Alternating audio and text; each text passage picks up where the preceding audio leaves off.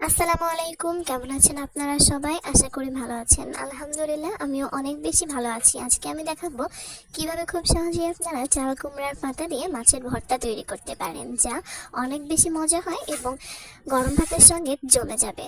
তো চলুন আজকে রেসিপিটি শুরু করে দেওয়া যাক। সেজন্য আমি এখানে নিয়েছি চাল কুমড়ার শাক।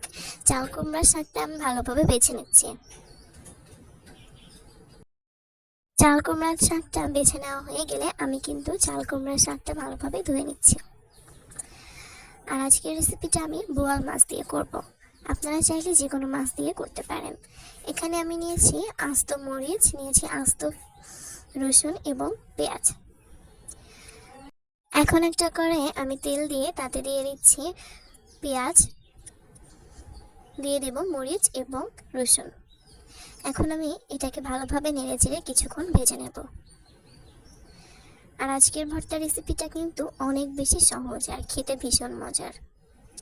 এইভাবে আমি কিছুক্ষণ নেড়েচেড়ে ভালোভাবে ভেজে নিচ্ছি। এভাবে কিছুক্ষণ ভেজে নেওয়া হয়ে গেলে এখন আমি তুলে নিচ্ছি। এখন কড়াইয়ে আমি আবার দিয়ে দিচ্ছি চাল কুমড়ার শাক আর সাথে দিয়ে দিচ্ছি স্বাদ মতো লবণ। এখন আমি একটা ঢাকনার সাহায্যে ঢেকে নেব। কিছুক্ষণ পর ঢাকনা তুলে দেখতে পাচ্ছেন চাল কুমড়ার শাকটা কিন্তু অনেক বেশি কমে গেছে। এই পর্যায়ে কিছুক্ষণ নাড়াচাড়া করে নেব আমি। এখন আমি তুলে নিচ্ছি। এখন এখানে দিয়ে দেব আগে থেকে ভেজে রাখা পেঁয়াজ, মরিচ এবং রসুন। আর আজকের রেসিপিটা কিন্তু আমি পাটায় ভর্তা করব। পাটায় ভর্তা করলে এই রেসিপিটা ভীষণ মজার হবে। সেজন্য আমি এখানে বেটে নেব। আর এদিকে আমি এখন একটা কড়াই দিয়ে দিচ্ছি বোয়াল মাছ। বোয়াল মাছগুলোকে আমি হলুদ এবং লবণ দিয়ে মেখে রেখেছিলাম। এখন আমি ভেজে নিচ্ছি। আর এদিকে দেখতে পাচ্ছেন আমি পাটায় বেটে নিচ্ছি। আর এদিকে বোয়াল মাছগুলো আমি নেড়েচেড়ে কিছুক্ষণ ভেজে নেব।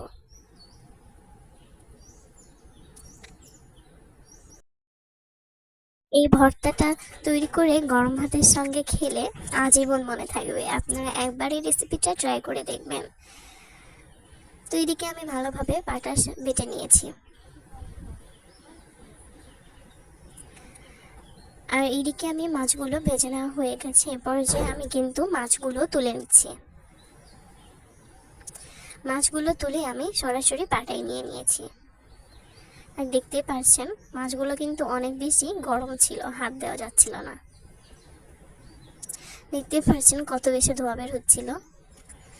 তো এখন কিন্তু আমি মাছগুলোকে ভালোভাবে বেছে নেব, কাঁটাগুলো আলাদা করে নেব।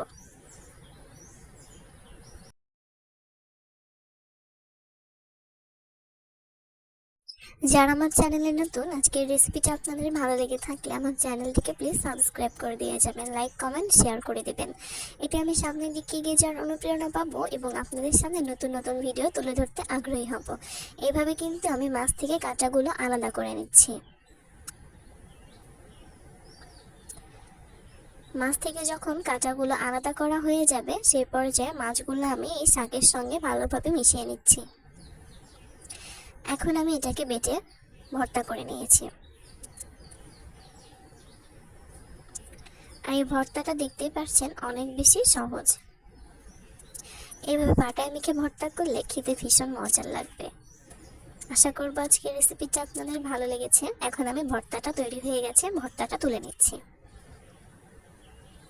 তো এই তো আজকের ভর্তাটা কিন্তু তৈরি হয়ে গেছে। এই রেসিপিটা আপনারা একবার ট্রাই করে দেখবেন। তো আজকের মতো এই পর্যন্তই। নতুন কোনো ভিডিওতে নতুন রেসিপি নিয়ে হাজির হয়ে যাব।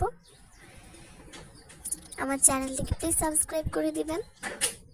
আর এরকম পাটায় মেখে ভর্তা কার কার ভালো লাগে অবশ্যই একটা কমেন্ট করে জানাবেন। বিদায় জানাচ্ছি, সবাই ভালো থাকবেন। আল্লাহ হাফেজ।